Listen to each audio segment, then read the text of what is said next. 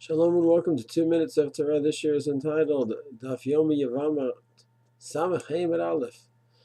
The Tosfot continues with the theme that was brought up on Samech Daled regarding a couple married 10 years cannot have children. The simple pshat is they need to be divorced. Because the man has a chiyuv puravu.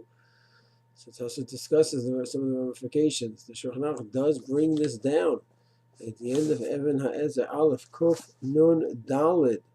See if you're the Shulchan Aruch mentions this idea, writes that this is the halacha. Married 10 years cannot have children.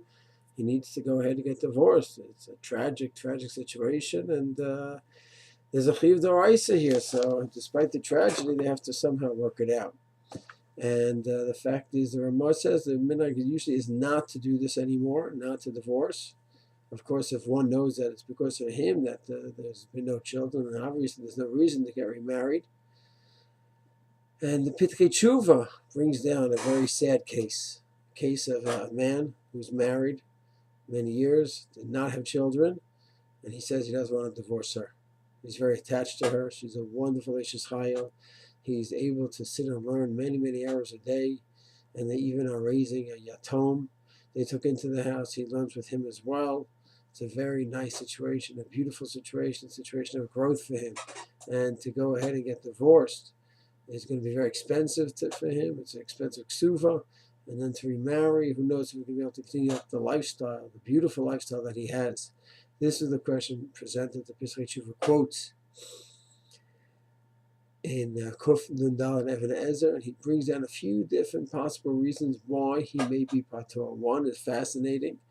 The one that may be familiar to us, we know that the years that the matriarchs were barren, when there were years in Chutz La'aretz, they did not count. It was only when they were in Eretz Yisrael. So one answer is that maybe this halacha is only in Eretz Yisrael, not when they're barren in Chutz La'aretz. Number two, he mentions the fact that there's a certain maximum amount that a person has to spend on the mitzvah to say. And it could be over here, this ksuv will be so expensive for him, and he won't be chayiv to spend that much money on the ksuv in order to fulfill the mitzvah to say or puravu. That's another angle he looks into. A third angle that he says is, according to the Rambam, if a person is learning Yom V'Layla and getting married is going to go ahead and take him away from that, it could be his part of getting married and from puravu. There's machlokas in the poskim. How long does that go for? Forever? Only temporary time, only until one builds up his basic yesod foundational learning.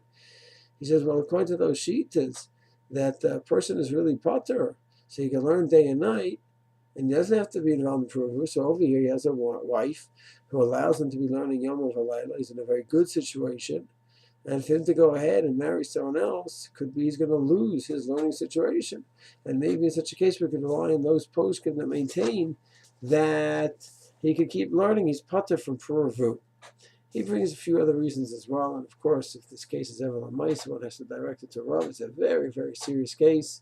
There's a chiyuv d'oraisa we're talking about. The first mitzvah in the Torah we're talking about. On the other hand, of course, talking about a marriage that simply is not simple just to break up. Of course, if one needs to talk to a posek about such a case, Mitzvah Hashem, such a shaila is only academic point, and this sugya is just for lumdus, not Mitzvah Hashem for the Maisa. Shalom.